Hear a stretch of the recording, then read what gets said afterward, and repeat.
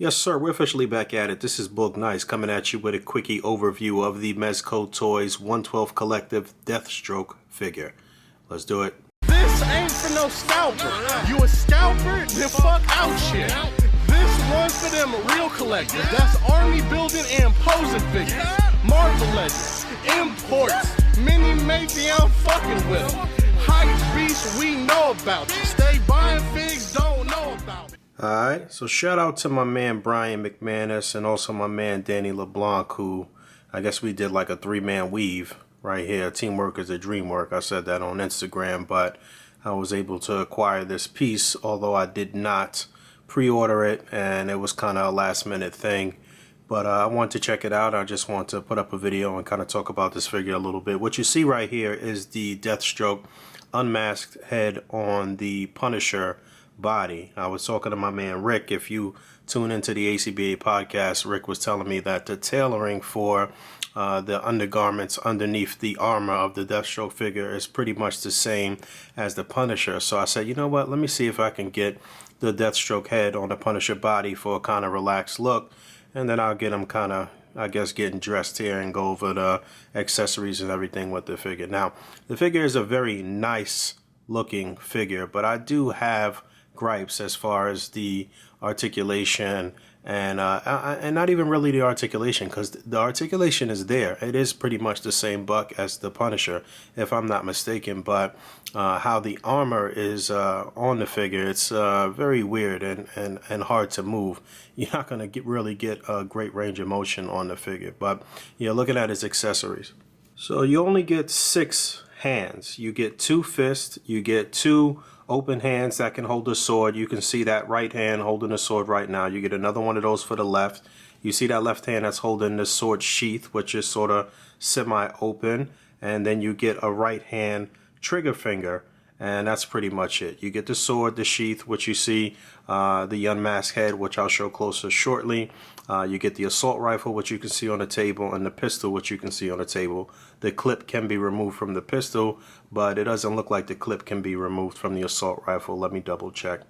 No, I lied. You actually can remove the clip from the assault rifle. You do see a bullet at the top of the magazine there, in both the assault rifle and the handgun. They both look good. They're detailed nicely, but definitely not enough accessories here with Deathstroke.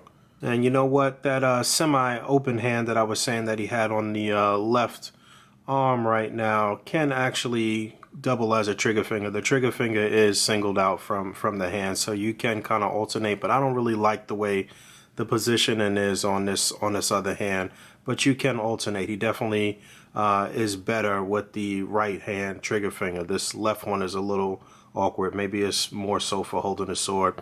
I don't know. There he is holding the assault rifle with both hands, and that looks good. Get you a good look at the face, which I think came out pretty damn nice. So I think they did a good job on the face, the detail in the hair, the eye patch, the little beard. Everything looks pretty nice on the face. I do like this a lot. But let's get him suited up and get you a good look at the armor. This is all Deathstroke. I got rid of the Punisher body, and I do have to agree with my man Rick. It does look like the pants and shirt is the same tailoring or the same stitching as Punisher. While the pants on Deathstroke are a different color, it seems like the fit is the same as Punisher, and it looks like that shirt underneath his armor on his torso is the same as Punisher. So if you were able to take off all of these armor parts, you would get the same range of motion as Punisher, but because he does have a little more armor and a little more things attached to his body, you're not going to really get a good range of motion, and that's where the figure kind of disappoints me. You know, you're not going to get him to move to crunch forward. You're not going to get him to utilize that ab crunch, although it is there underneath everything. And, you know, it's just not the range that I was looking for, not the amount of accessories I was looking for. See a lot of people giving this figure high praise, and it is a beautiful figure, don't get me wrong, but it's just something that you're just going to kind of really get in mostly vanilla poses. I saw a really nice picture today by Toy Wale, but, you know, I see people trying to push it to the limit, and I will too. I'll probably end up breaking something or tearing something in the stitching, messing around with this guy. But I do not think that this figure is better than the Punisher figure. I know some people were saying this was rivaling Punisher as one of the best Mezcos, but I still think Punisher takes the crown. One thing that should definitely be noted in terms of articulation is that you do get a decent ankle pivot, a little deeper than any of the other Mezco figures that I've seen in the past, so that should be noted. And there's a quick look at them from the back. You know, the details, the paintwork, the stitching, everything is through and through on the back and the front. They did an excellent job putting the figure together. No doubt in my mind that Mezco is making some of the best looking figures out right now, but at 90, 95, $100 a pop, you definitely want to see more accessories. At the very least, this guy should have come with a staff and maybe one more handgun. But it's a little disheartening messing around with this guy when you can't turn him at the waist, you can't utilize the ab crunch. And some people were saying that he's missing more armor on the thighs. I saw my man Derek mess around with the old, I think, DC Collectibles Deathstroke and took parts off of that one and added it onto the Mezco figure, and it looked actually pretty nice.